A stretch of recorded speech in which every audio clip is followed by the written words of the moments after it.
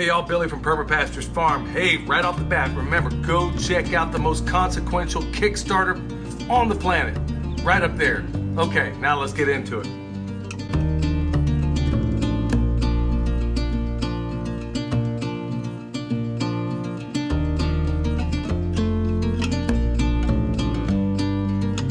I got in here about 10 Bildfelder birds. I think I'm finally saying it right.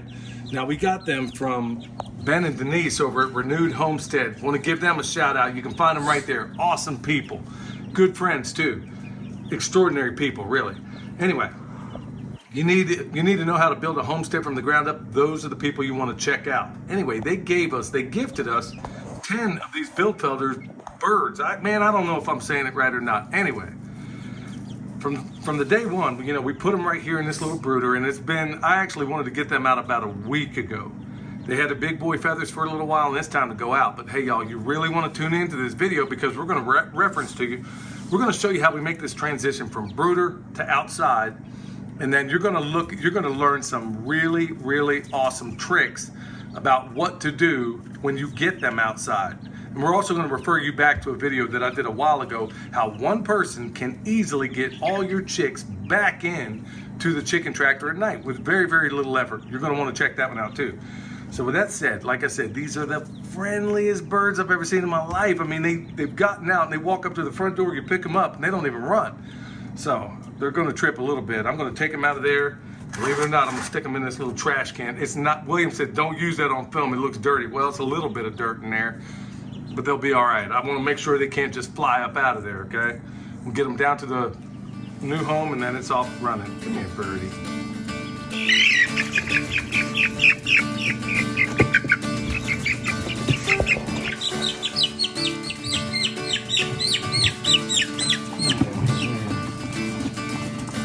You know why he loves chickens?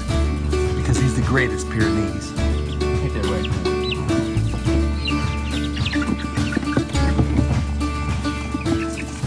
All right, y'all, so here we are down where, this is like one of the areas where we parked the, oh my goodness, yeah, Coco just showed up, look at that.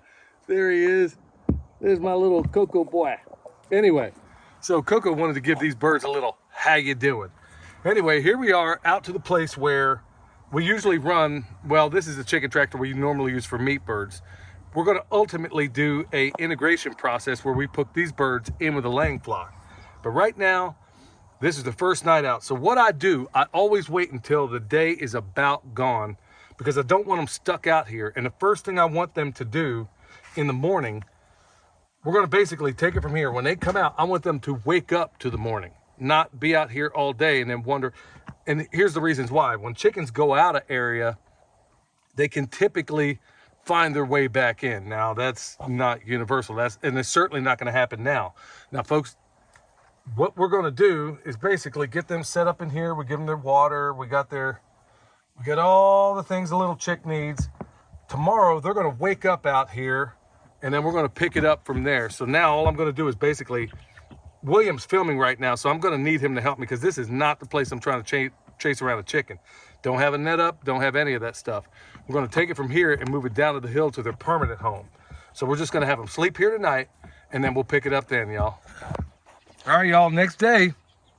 So let's go in here and see if they're, I hear some movement, so I think they're going to be all right. Look at that. Oh, sweet little birdies. These are the kind of birds, y'all, I already love their temperament. I mean, I've heard stories about their behavior and all the other things, and I can't wait to find out because just based on what I've seen so far, my goodness, man, these just seem like a beautiful, sweet bunch of birds. All right, so here they are. They made the night. It was in the 40s last night, and it's still kind of cool right now, but they seem no worse for wear. It's just a different environment altogether. But in the morning, like I said, at night, I try to put them in there. When I introduce them to outside, I never do it in the day. I do it at the end of a day. They sleep there, and then when they come out, this is what they've already been introduced as being home. So now we're here. It's time to take this thing in this little area we have. I'm gonna take their stuff out, their food and the water. William's gonna walk this down the driveway, and we're gonna put them near the greenhouse, and we'll talk about that in a minute.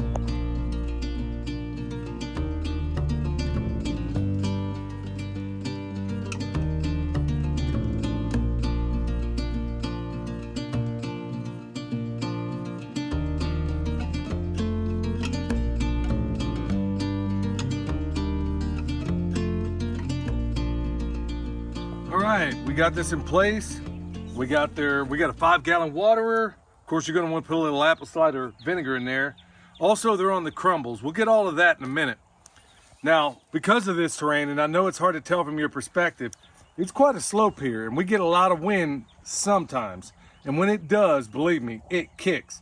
So our chicken tractors, we showed you before in a previous video how we put little spikes on the front of here, and we got to anchor that thing to the ground. In addition to that, we got a Prusik knot, and with that Prusik knot, we also have it anchored in with a couple of 10 spikes. So it just secures everything. So even in the highest winds, this thing doesn't fly. Now, the one thing that does happen is if you neglect to put a hasp on the top of your thing, well, the lid flies off, and so that's something to remember. Anyway, here we are. The one time one of the very few times you'll ever see us use a weed eater out here, and that is basically to get this area cleared down for 2 reasons. Number one, chickens can't stand high grass.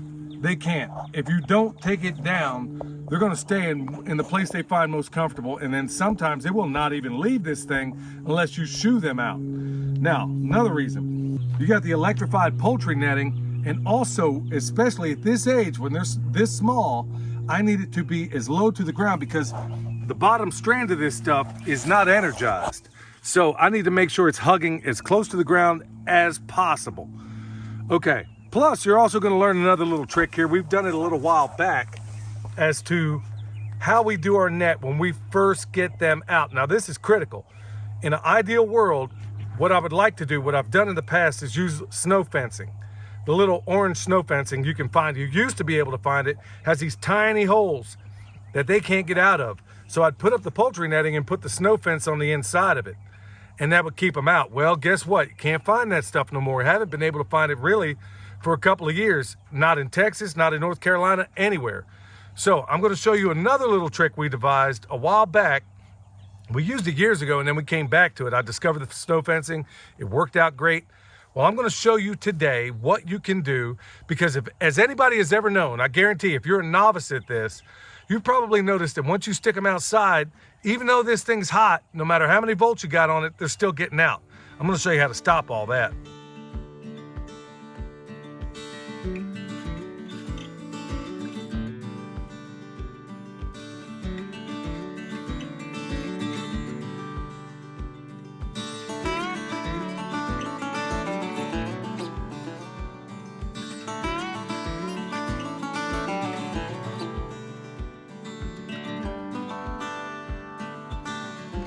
What you just saw us do is basically we wrapped this thing up 3 times. That's why we weed eat it. That's part of the reason. And what we've done is basically at the bottom of this, if you just have a single strand, I promise you, whether you're raising meat birds or otherwise, it doesn't matter. They're gonna get out. There ain't no 2 ways about it. Even now, it's about a 90% chance they won't get out. But it's about 100% chance they won't get out if you can find that snow fence. And I'm talking the one with the really small holes that I can't seem to find anymore. Okay, so here's another little trick I'm gonna show you. It's a little hack. I don't know if it'll be a help to you or not. Okay, so we got a solar charger on here. And I'll be honest with you, y'all. I mean, this one's from Premier One, and I've had mixed feelings about it. I'm really not the world's biggest fan of this model anyway. I know others have had really good success with it. I've replaced the batteries, the whole 9 yards.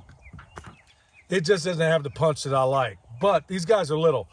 So anyway, let me show you this little hack. Come over here, check this out, okay?